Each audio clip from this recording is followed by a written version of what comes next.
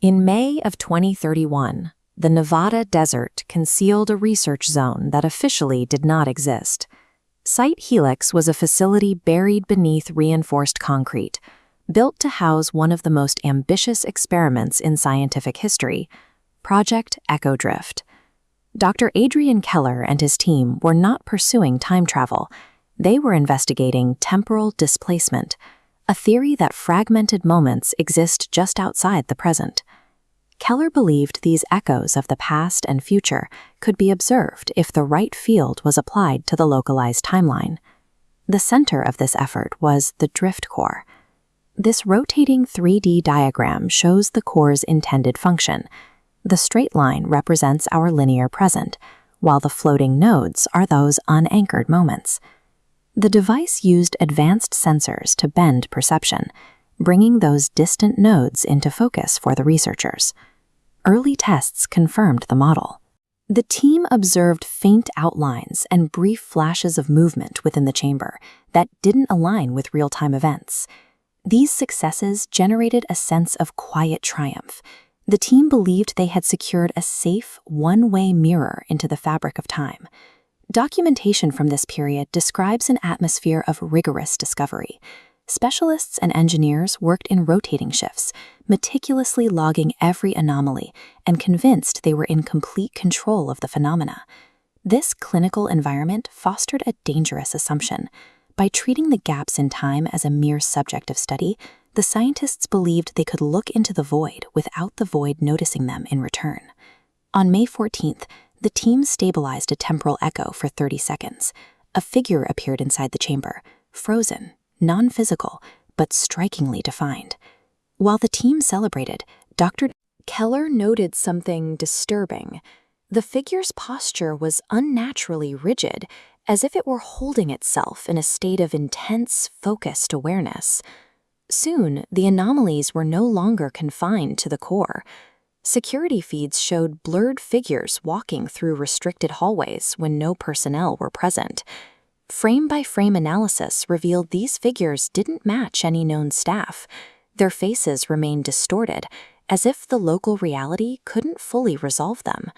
When Keller attempted to scale back the experiment, the system refused to respond.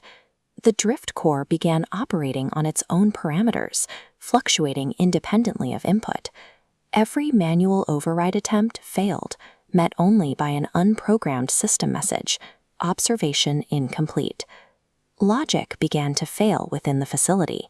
Personnel reported hearing their own voices in empty rooms, engaging in conversations they had not yet had. Reflections in glass began to act with a slight delay, behaving as if they were independent of the people they were supposed to mirror. The scientific framework Keller had spent years building was gone. Project Echo Drift was no longer a controlled study of time. It had become an autonomous event, functioning according to the internal logic of the anomaly itself. On the sixth day, the situation turned from a technical failure to a human tragedy. Researcher Emily Carter vanished from her workstation while reviewing data logs. When the team arrived to find her, the observation room was empty, but her computer was still displaying a live feed of the chamber. Emily was visible inside the drift core.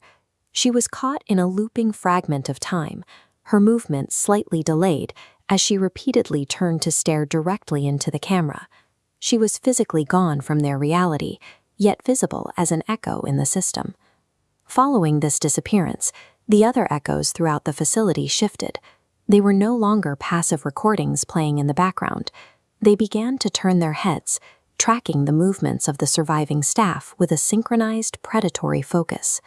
The dynamic had reversed. The temporal anomalies were no longer the subjects of the experiment. They had become the observers, and the human staff was now the subject. Keller initiated emergency protocols to shut down the facility, but the drift core responded with a massive energy surge. A low-frequency hum vibrated through the reinforced concrete as the machine drew power far beyond its safety limits. The barrier between moments finally collapsed.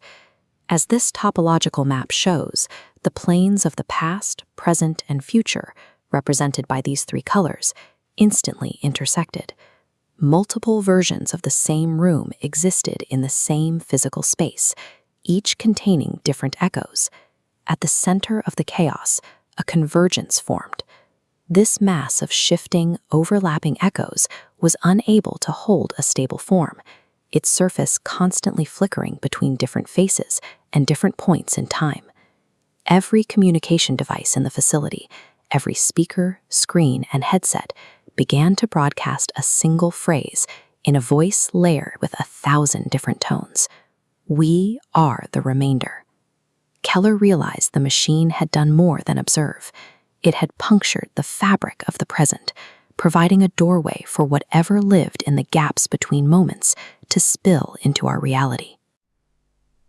When recovery teams arrived at Site Helix days later, they found the facility perfectly intact. There were no signs of a struggle and no evidence of an evacuation.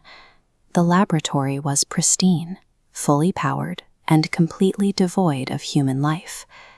The only evidence of the incident was found on the facility's monitors. Every single screen, from the main lab to the cafeteria, was locked on a 2-word message: "Observation complete." The site was officially abandoned, and the records sealed under a classification of containment failure. Site Helix was left to the desert, a ghost facility with no survivors to tell its story. Yet in the years since, reports have emerged from far beyond the Nevada desert. People describe moments that don't belong to them and reflections that act independently. Occasionally, someone catches a glimpse of a shape in their peripheral vision that doesn't align with the world they know.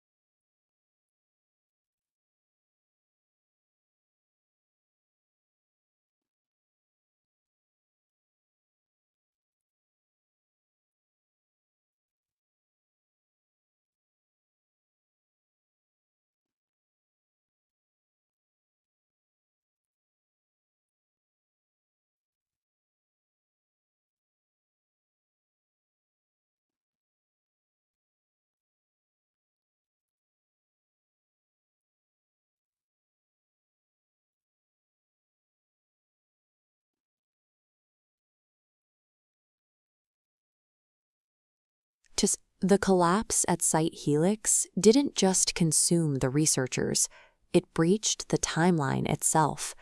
Whatever Project Echo Drift invited in is no longer confined to a concrete chamber. It has integrated into the gaps of our world, and it is no longer the one being observed.